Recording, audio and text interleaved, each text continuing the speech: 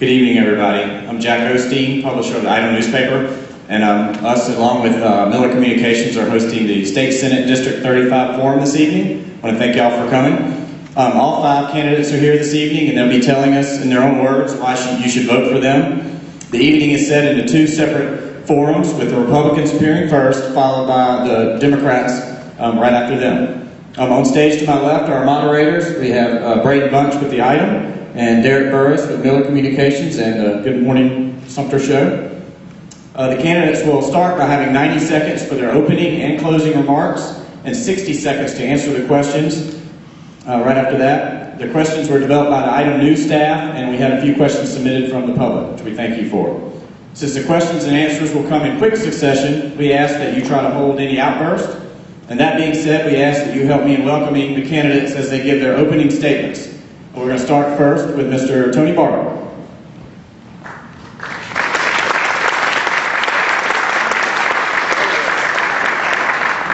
Listen, my name is Tony Barwick, and I want to offer myself to you tonight to be the first Republican senator in District 35 in over 100 years. I ask for your consideration. I ask for your vote. Now, I'm from Pinewood, South Carolina, so my roots are in a real small town. And let me tell you something we learned in a small town: we're loyal. So as I come here tonight, my loyalty is to the people of District 35. That's where my alliance will be. Now, I went to Furman High School. It was right up the road from here. Graduated from there, went a little further up the road to Clemson University, and came back to my hometown as quickly as I could and took a job at Palmetto Pigeon Plant. I've been there since 1987. It's the only job I've really ever had. We have 70 employees. I've worked my way through the ropes. Today, I'm the majority owner and CEO of our 70 employees. As your senator, I've got 3 priorities: people, jobs, and our public education. Folks, we need a public education system that leaves no child behind, but more importantly, focuses on academic achievement and vocational education. With vocational education, we can prepare these students for the workforce. And we have prepared job applicants. We can attract industry. It's about jobs. I want to move government out of the way. I want to make them work for you. But most importantly, it's about people. And I am the candidate who will represent the people. I ask for your vote on June 12th. Thank you, Mr. Barwick.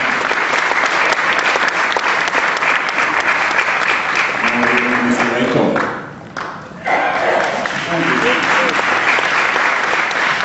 I'm Wade Kolb. All of the candidates have published and said what they would like to do, but I think the question that you probably have in your mind: how do I know that they'll be able to do what they say they'd like to do? Well, I sincerely hope that whoever's elected is able to do the things that they tell you that they want to do. But I think that what you should do is look, what have they done in the past? And in that regard, I offer proven leadership. A history of being given responsibility, given a job to do, and getting it done. It starts with the last 30 years as the chair of the lay Eucharistic ministers at my church, through the chair of the Red Cross, chair of the United Way Fund Drive campaign and board, the YWCA Twin Program, USC Sumter Partnership Board, and most recently 10 years on the board of directors of the Chamber of Commerce, and where I served as chair of the Chamber. Being given a job and getting it done.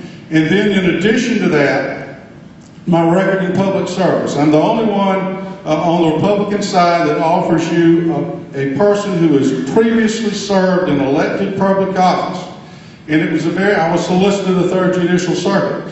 And I was given a very difficult job, and I obtained outstanding results, a record to be proud of, and that demonstrates to you that I'm a person that can be given responsibility, and that I will produce, and I will give results. Thank you. Now we're here from Mr. Drayton. My name is Eddie Drayton, and I'm a 4th generation Sumterite. My mother met my father right here in this theater, running the projector up there, running the concession stand, 1944. I love this town. I love the district that we have drawn around us in Senate District 35. I've traveled throughout Kershaw, throughout Bishop. I have cousins in Bishopville. There's a lot of business over there with the flowers, the azaleas that you're familiar with. We hail from Charleston originally, 5 generations ago. My platform is going to be about property tax. My first term in office will be about property tax relief. We cannot jumpstart our economy without property tax relief. Infrastructure is so very vitally important to Sumter. We saw the introduction of Continental Tire Tunnel on 521. Well, the stage was set for that many years ago when they widened 521, and that's one of the many reasons why they decided to locate in Sumter. We need to vastly improve the infrastructure of our community and also within this district so that we can tie it all together and make us one as a community and thriving area for infrastructure and for industry so we can attract more business. Again, my name is Eddie Drayton. Please visit me at votedrayton.com if you want to know more about me, if you don't get to hear what you need to hear tonight. Thank you very much, and I would appreciate your support and vote. Thank you, Mr. Drayton, all the candidates. Now I'll turn it over to our moderators, Mr. Braden Bunch and Mr. Derek Burris. All right, thank you, Jack, and thank you, gentlemen, for attending us here tonight.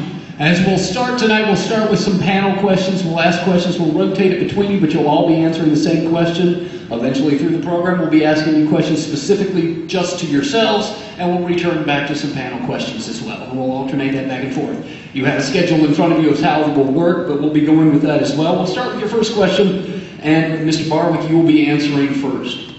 Gentlemen, you're all seeking to replace retiring State Senator Phil Levinas, a Democrat from Sumter, who has represented District 35 since first being elected in 1980. Your first question tonight, tell us the one thing that Senator Levinas did in office that you agreed with the most. Mr. Barwick, we start with you. Well, I think our senator took a step out when he decided to consolidate school district. It was something I was in favor of. I would have done it a little differently, Drayton. I would have taken a little more time and consulted with the school districts before I did it, but I think he absolutely made the right move for the long term of Sumter in consolidating districts. Thank you, Mr. Kolb. Braden, one of the things that's listed on my Wade Culp stands for that we've been publishing is protecting our family farms, woodlands, and natural resources. I'm very proud of the job that Senator Levinas did in regard to the environment, and I support him in that regard, and I think we will miss his leadership. I will try to replace it the best I can. Thank you, sir. Mr. Drayton. Yeah, I would agree with Tony on the first question and answer. I believe Senator Levinas did something that a lot of us long wanted, was the consolidation of our school districts. Of course, I would have gone about it also differently. I would have completed the legislation rather than stopping it halfway. I would have made sure that the legislation would have addressed all avenues and all concerns so that we wouldn't have some of the more recent problems that we've had. But I think that Senator Phil Levinas had a long and distinguished career, and him bowing out the way he did was a very honorable thing. Thank you. All right, gentlemen, once again, thank you for being with us tonight. This is your second question for this evening. And this week, the senators in the State House are in the process of completing their state budget proposals before sending it back to the House and then ultimately to the conference committee. If you were a senator right now, what would be the one funding issue that you would vehemently take a stand for in the budget? And we'll answer this in the order of Mr. Kolb, Mr. Drayton, and then Mr. Barwick. Derek, I don't know of anything that it would depend on what they were trying to cut as to whether I would stand for that. The number one thing that I hear people saying and that I stand for is no new taxes, hold the line, or reduce existing taxes. And so the fact that something wasn't funding would not be my highest concern. My highest concern would be reducing the growth of government spending so that we can keep government and taxes off the back of the taxpayers. Yes, spending is always a priority for reducing spending. Is most of what the problem we have, especially at the local level. I like the way they're trying to cut taxes, but I don't know if I would agree with the way they're cutting the taxes. I think that when you cut a property tax of 6% back to 5%, that's a nice start. Of course, I would like to see that too, but I would do it in a much more responsible manner. I think that we need to get it competitive with North Carolina and Georgia. We need to bring all 6% in the second ownerships and the rental properties from 6% down to 4%. We should bring it back in 2-year period in increments of 1%, 1%, do it in the way of tax credits for the investor to improve the property that he is actually renting, and also it would improve the lives of the people that are actually renting from the property owner. I think that would be something that I would fight hard for on both ends, for the investor and for the people that actually have to pay rent to live in the city. There's no one going to be happy in a budget process. First of all, they're spending our money. I agree, we've got to be good stewards of our money. There are some places we can invest money wisely, and I've touched on vocational education. We've got to expand vocational education to 9th grade in our high schools. We're losing too many kids to the dropout rate in 9th and 10th grade. There's a return on that investment, and I think they missed the boat. They had that chance. It was up for discussion, but they had other areas they wanted to spend money. And some of them are vital. Our state employees hadn't had a raise in several years. We certainly had to do some of those things. But we need to take some of our other funding and we need to go to zero-based budgeting. What's happening over there is when they go to do a budget, they simply take and they add 3%, 5%, whatever they have to work with to their budget. And I think we need to go to zero, start from scratch, examine every dollar that we spend.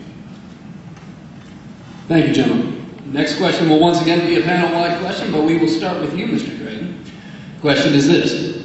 The recently formed Sumter School District just presented their first annual budget to Sumter County Council, requesting a 13 mil tax increase in property taxes.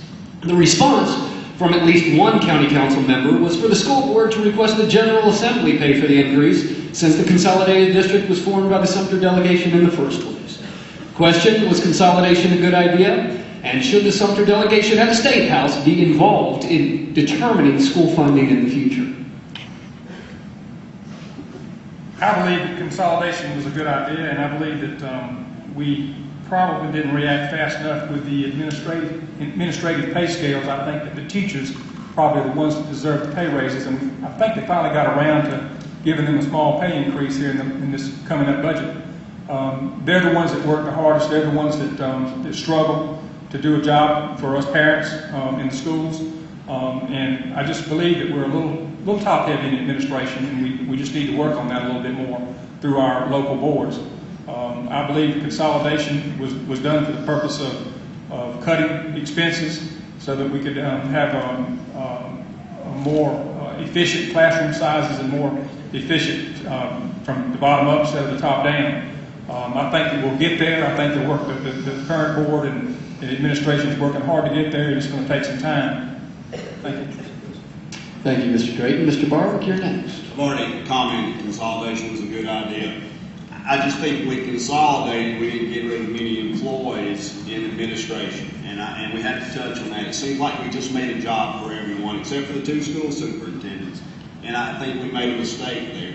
We just didn't have a good plan going forward. We rushed in the way we consolidated. Again, I'll reiterate that I think we made a mistake in the way we consolidated. Let me tell you, the state's can absolutely be involved in education. We have a serious question before us, and we have a school district asking for money, and they're asking to pass it on and put that burden on the shoulders of businesses. I mean, it's roughly a 3.8% tax increase. We certainly need to figure out a way to be more efficient users of the capital we have in our school district. I look at a $100 million budget, 101, and they're asking for $2 more million. There's got to be a way to find 2% cuts. Thank you, Mr. Barwick. Mr. Kolb. I would be in favor of continuing state funding for public education at the present level, and if state revenues grew, then we could consider an increase. But the big problem in Sumter County is not the level of state funding. The big problem in Sumter County is mismanagement. Consolidation was sold to the taxpayers as something that would improve both school districts and something that would result in administrative savings. That is exactly what has not occurred. What has happened is we've had our teachers who have been subjected to furloughs and had their expense money taken away. And at the same time, I understand that we bring in 3 new administrators, the superintendent and another administrator, and those two ladies that came in from Atlanta were recently given bonuses. That is ridiculous in a situation. We have, in a situation like this, we have a state superintendent of education. We have 18 employees out there that make more than the state superintendent of education, and the superintendent makes $30,000 more than the Chief Justice of the State Supreme Court. The priorities are wrong, and something needs to be done about it. Thank you, Mr. Kolb. And I'd also like to thank all three candidates for that being the very first time we've had to show our cards same time as up. We're actually a little bit ahead of schedule, which is a good thing, because usually we'll lose it towards the end. All right, we're going to do some individual questions now, targeted at individual candidates. So this first question is for Tony Barwick. And your question is, you're vying for the Republican nomination, a party that has never been able to win the District 35 seat. Why do you think you will be able to be elected in a district that, while recently redrawn, has had an overwhelming tendency to vote Democratic? Well, we've never had Lou Golf Belgian and Pontiac in our district. We've added 27,000 voters that are devout Republicans. They don't cross over. They are Republicans. They're real Republicans. They're not Republicans in name only. Kershaw County, Richland County will change the ground in this race, and it will be a Republican senator. And it was drawn that way. It was, the Republicans were in power. It wasn't any accident the way this seat was drawn. It will be a Republican seat. It's time for it to be a Republican seat. And folks, we need for it to be a Republican seat. We need a presence in the majority party in Columbia. We need to be sitting at the table with the guys who make the decisions. And this is our opportunity. We will seize upon it. And let me tell you, I want it to be me, but if it's one of these two guys, I'm going to work for them. We've got to have a Republican. We need a seat at the table with the majority party. Thank you. This question is for you. You have the most experience holding public office of any of the candidates seeking the Senate seat, having been elected 4 terms to the local solicitor. However, in those elections you ran and won as a member of the Democratic Party. Explain the change in the political affiliation and why it is that you expect to be able to win a Republican primary. Well, back when I got involved in politics in the late 1970s, almost everybody at the courthouse level ran as Democrats. And that was not just me, that was all across this state, even up in Greenville. And I stayed in office and did the very best job I could. When I was solicitor, there was no such thing as a Democrat and a Republican when it came to seeking justice, to seeking proper treatment for victims of crime, and taking very seriously any case that a law enforcement officer that risked his life chooses to make. And I did those things, and I did that job without regard to party affiliations or any considerations regarding party. Thank you. All right. Very good. The next individual question is for Eddie Drayton. And Mr. Drayton, according to the last campaign disclosure forms, your primary opponents had each raised about 6 times as much in campaign contributions than your campaign had. And as of Monday, you had less than $500 in your campaign account. How do you propose to be a viable candidate in the general election without the financial backing that the other candidates have received? I guess I'm the underdog. I'm the little guy on the stage that's asking for the average citizen to give a lot of consideration to. I have lived from paycheck to paycheck. I know what it's like to worry about my next mortgage payment. I understand how the average person lives. And I believe in my heart that when I get over to Columbia with the passion that I have for what I want to do for the average taxpayer, that I'll do a very good job, not only for the average taxpayer, but for everybody. And I just ask you to give me a chance. Very good. We're going to return to panel questions now. And this next question is directed at each of you. At the State House, there are several different committees on which senators serve and where most proposed legislation truly starts. If elected, which committees or committees are you hoping to serve on and why? We'll start this with Tony Barwick, then we'll go to Eddie Drayton, and then to Wade Kolb. Thank you, Derek. I have a very clear vision for what I'd like to serve. First, I'd like to serve on the Finance Committee. You need to be where the money's spent. I have a background from Clemson University in poultry science, but I also work on a master's in economics. I balance a checkbook every week. I put out a balance sheet every week. I understand finance. That's something that I'm very confident in, and I can pitch a penny or two. Some people might say I'm a little tight. I would agree with them. I will tell you this. I think that we have to have a seat at that table, but it's also important to me that I serve on the Agriculture and Natural Resources Board.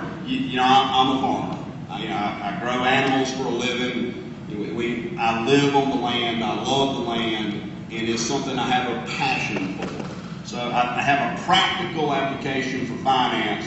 I have a passion for agriculture and natural resources, and those are the two committees that I think I will serve on. I've spoken to leadership, I've told them if I'm elected where I want to be, and I've asked that I be put in those positions. All right, Mr. Drayton. I'd like to be on the Judicial Committee. I'm not a lawyer, but I am a private investigator, having a degree in criminal justice cum laude. I belong to several honor societies in that area. I believe that not being a lawyer and being a private investigator and being inquisitive as nature of a person as I am, that when a citizen comes to me with a problem and he can't quite figure it out, and is amazed at the bureaucracy they have to go through to get to the problem, I think I understand law enough to dig and find out what the problem is. And then my other choice, of course, would be the Ethics Committee, because I feel like there are a lot of problems we have from an ethical standpoint. We have a lot of folks in government that probably shouldn't be doing crossover jobs. And I believe as an investigator, being on the Judicial Committee and not being a lawyer will give me the opportunity to look into what the problems are, investigate, and come up with solutions. All right, and Mr. Kolb.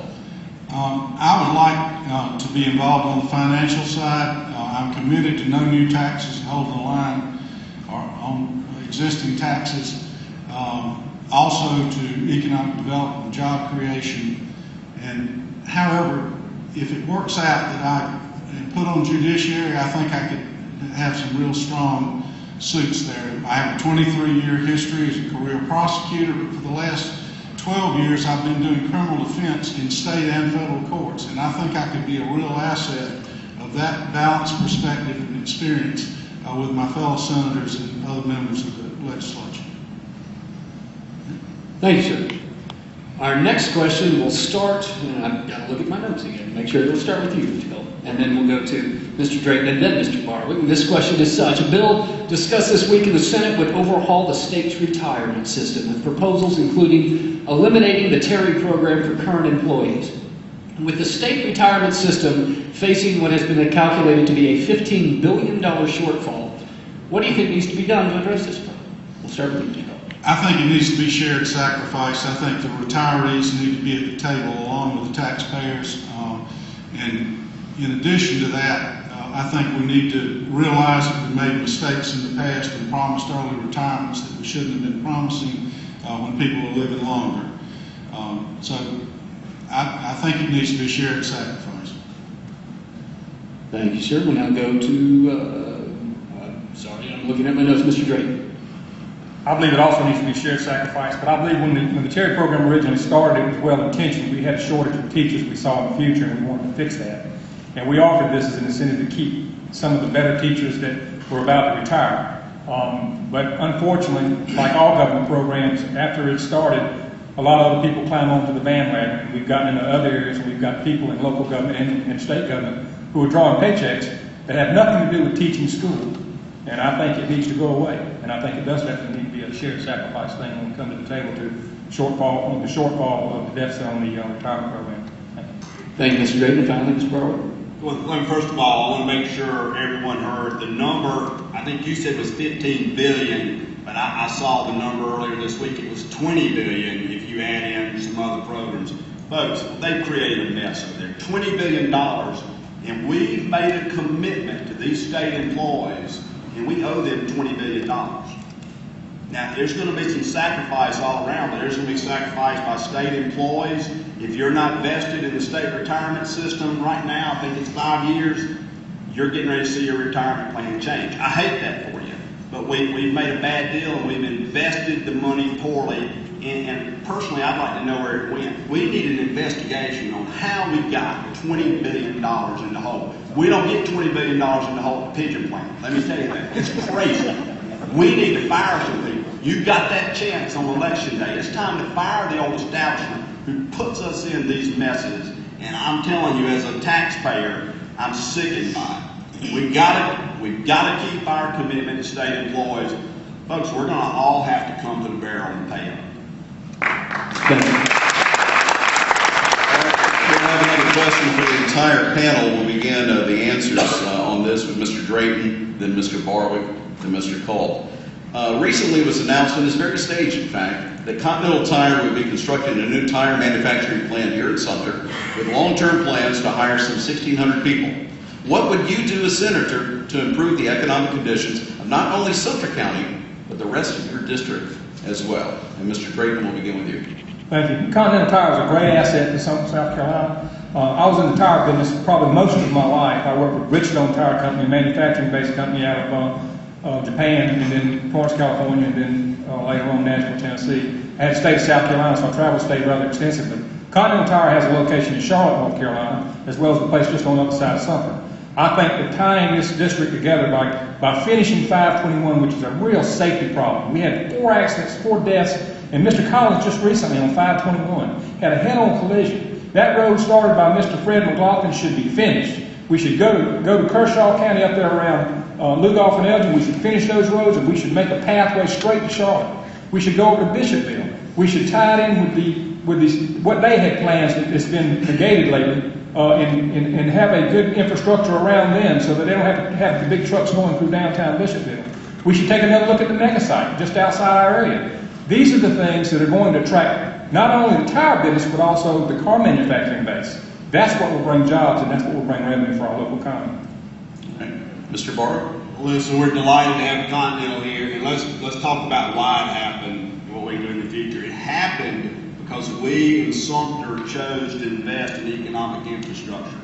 Listen, it's about spending our money wisely as taxpayers. We spend our money wisely. We're to be congratulated. We did the right thing. But let me tell you, we've still got a problem with local and state government, and the biggest roadblock to economic development is government. In a lot of cases, here they work well, but in a lot of cases, it's government, and especially for small businesses. Continental Tire does not drive our economy. Small businesses like the 3 of ours drive our economy. We drive the economy, they don't. I welcome them here. They're a great corporate partner. Welcome to Sumter. But listen, they got a 4% property tax deal. Listen, let's pass that on to all businesses.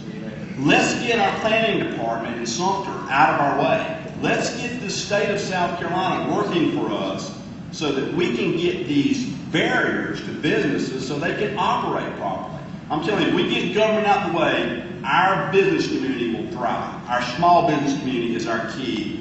That is our future. Let's not forget them. All right. And Mr. Kolb. If elected, the first thing I'm going to do is tell Team Sumter that I'm ready to do my part as your state senator to deal with any issues that stand in our way on the state level and to work closely with our governor and the Department of Commerce. Back to Team Sumter, we talked about Democrat and Republican earlier. Our success in Sumter County is because there's no Democrat and no Republican on Team Sumter. It's all of our local officials working together without regard to party. And I think my record in that regard would be very, very beneficial. I have some perspective in this regard. My brother Mac, who I'm very proud of, is a former member of the Development Board, chair of the Development Board, current co-chairman of the Sumter Smarter Growth Initiative, and he actually is a founder of Sumter Smarter Growth Initiative. And Mac's given me a lot of insight. It's not generally known, but the private funding, the Sumter Smarter Growth Initiative, is what has made the crucial difference recently. The options that secured the property where Continental Tire now will sit were financed not by public dollars, but by money that came 100% from private dollars, Sumter Smarter Growth Initiative. Thank you, John. Well, we turn now to our last round of individual questions for y'all before we have, since we've actually got a couple of minutes extras, a little bit of a lightning round towards the end. We'll have just short, a little bit more than yes or no, but not quite much more than that answers. But first, let's start with the individual questions. Mr. Barwick, this is for you. Unlike several of the other candidates on stage tonight, you have virtually no experience in the public sector, having never served in political office. How would you convince the voters that you'll be able to operate effectively in the State House without having any prior knowledge of how it operates? Well, I'll take that as your endorsement, Drayton. I think that is the greatest thing about me as a candidate. They have done a very good job. And that's why I'm running for office. You made my point for me tonight. I'm tired of doing it the same old way. Folks, we're failing at what we're doing. Now, we're either going to elect some business people with some common sense that can go there and fix the problem, or you're going to keep having the same old problems, and your state and your country are going to be bankrupt. And I won't have that for my children. That's why I'm running. Now, I've been involved in the State House. I was president of the South Carolina poultry industry for 2 years in 03 and 011 and 2011. I know how they work. And listen, it's a matter of eating an elephant. You just can't eat him in one day. So I'm just going to keep going until I finish the elephant. Y'all just got to give me that chance. Give me that chance, we'll get rid of the elephant. And we've got an elephant in the room. We got to go fix that problem. I'm the man to fix it. Thank you. This next question is directed to candidate Wade Kolb. Throughout your campaign website, you highlight your career as the area's chief prosecutor and the various prosecution achievements you've had while in office. The question, though, is how would any of that assist you while being a senator?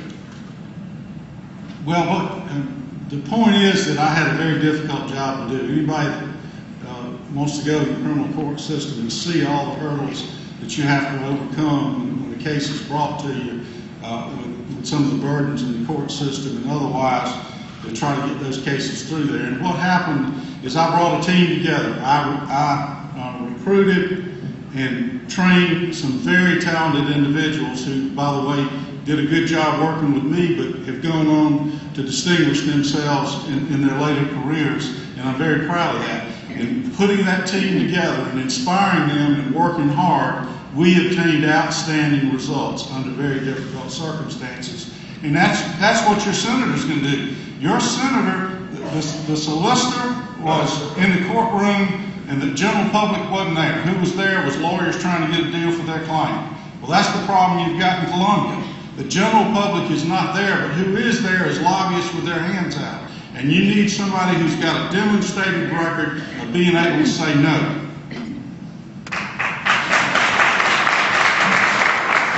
Thank you. Final question for the individual questions will be from Mr. Drayton. Before we go to the lightning round, the question is this. Mr. Drayton, at the beginning of this election cycle, there was a highly debated issue of candidate eligibility that went all the way to the state Supreme Court on whether the rules were followed properly when certifying candidates. My question to you, should the two gentlemen on stage with you be there right now? And are you planning a legal challenge to their eligibility should the primary not turn out in your favor? No, I'm not. And they're here.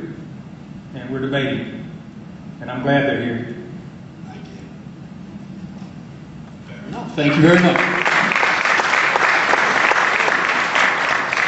All right, let's start up the lightning round. All right, we have some lightning round questions. One-word answers on these are as brief as you can be. First lightning round question, and Drayton, is there any particular order we want to do these in? I'll start it off. All right. All right, gentlemen, we'll start with you, Tony.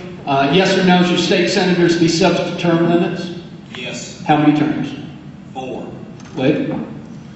No, they should not. They're already subject to term limits every 4 years to run for re-election, and we got a lot of smart people out there. If you're not doing the job, they get rid of it. Thank you, Eddie. I believe in term limits to three terms. If it doesn't work out, of course, I agree with Wade. We do have a lot of smart people out there. The public should be able to make that determination, but I do believe in term limits. All right. Here's a second question. For or against? Are you for or against a constitutional amendment outlawing gay marriage? Mr. Kolb, we'll start with you. Outlawing gay marriage, for that. Okay. Mr. Drayton. Same here. Definitely against. All right. Easy enough, starting with you, Mr. Drayton. Are you for or against a school choice voucher program? As long as regulations aren't put on homeschooling in private schools, yes. I'm against vouchers. I'm in favor of tax credits for education, and I include in that college and university tax credits. Thank you, Mr. Kolb. I'm for that, provided it does not take existing funding away from public education. And when you couple that with my stance to limit the growth of government, I'd have to be honest to say that it probably would not be something we could afford to do. All right.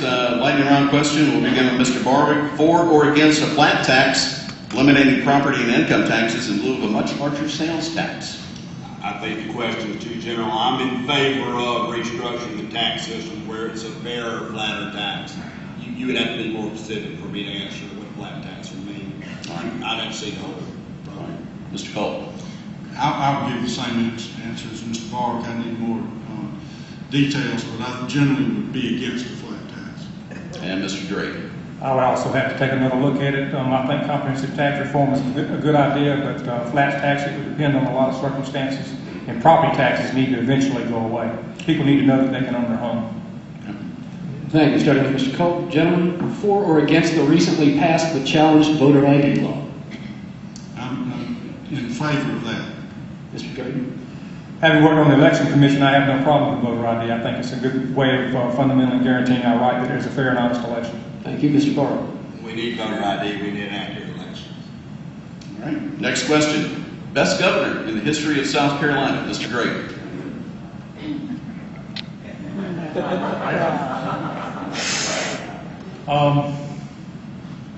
Being a Republican, I don't want to eat Republicans, I want to ride the elephant. I would say I like our current governor. The story's out there on that. Carroll County. I'd say Carroll County also. All right. All right, gentlemen, final question. This will probably be the most important one to some of our voters, starting with you, Mr. Barwick. Gamecocks or Tigers? And the streak is coming to an end this year. But I've had enough. Sammy Watkins will play. Mr. Kolb. I personally am Gamecock on politically balanced because my blood wife is a graduate of Clemson University, and so both of us pull for both teams. I'm not that good of a politician. Mr. Drayton. Well, I have an ancestor that founded USC in 1801. I really don't have any choice. I love my Gamecocks, but I will say that I am a South Carolina man, and I pull for the Clemson Tigers every time they're not playing South Carolina. Very, very political. Thank you, gentlemen, and quite frankly, we're just about right on schedule. So now we'll be starting your closing remarks. You'll start from the desk that you're at right now, and we'll go in the same order you gave your opening remarks. So, Mr. Barwick, we begin with you. Listen, folks, we've thrown a lot of information at y'all tonight. You have a lot to consider. And first of all, I want to thank Drayton. I want to thank Jack. I want to thank Derek. I want to thank Miller Communications and the item also for putting this on. We need more forums like this. I think we should pass a law where we don't put up a sign. We have a debate every Thursday night, and let's elect the best possible senator we can. Thank you guys for doing this. Now, you've got a choice to make, and I think the choices are very obvious. We keep doing the same old thing, and you can vote for one of my two opponents, or you can take on a new direction in the state of South Carolina, and I'm the guy with the new direction. Listen, my life is defined by results. Everything I've done, you'll see results at the end of it. Whether it's my business, my personal life, my civic duties when I was president of Rotary, it just doesn't matter. We have results. It's about results. I'm a lifelong Republican. I really love the Republican Party. I'm a Ronald Reagan Republican. I got to vote for him when I was 18. Guys, I'm young enough to go to the South Carolina Senate. I can earn the seniority you need to be effective, and I can help bring back things for our district that we've been missing out on, being the minority party. And lastly, I have the skills, I have the determination, the confidence to be your next senator. But I can't do it without you. I need your support on June 12th. I humbly offer myself up. I'm offering a new vision, and I'm offering results, and I think it's time we made a change. Thank you. I also would like to thank the item and Miller Communications and our panelists, but I'd like to thank all of you for being here and for caring about the future of your government. It's a privilege for me to be able to offer myself for this office, and I am sincerely committed to it. When I was solicitor, I also represented the 4-county area. This is a 4-county area now. It used to be only 2. But it's quite a challenge, and I thought about that long and hard, because over 4 counties you've got a lot of people, a lot of different groups, a lot of places to go, a lot of things to do. And before I agreed to run, I thought about that very seriously. I thought about what I'd done and the commitment I made over all those years as solicitor, being very active in all 4 counties and being somebody that people over all counties knew that I cared about them and I cared about their counties and I cared about the issues that were important to them. And I'm committed to do that again. If I'm fortunate enough to be elected to this seat, I will be known in Richland County, and Kershaw County, and Lee County, and I will continue to be known in Sumter County and be active and be with you and be where you want me to be and see me. I will not be somebody that disappears after the election.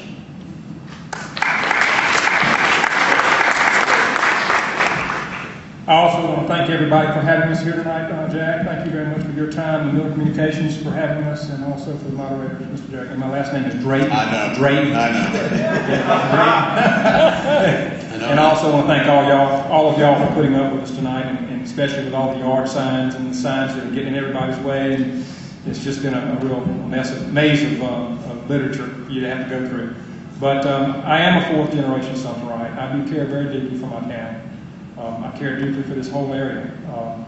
I believe that we can forge some things together as Republicans, something we haven't seen in my lifetime, and we can improve the quality of life through jobs, through tax relief.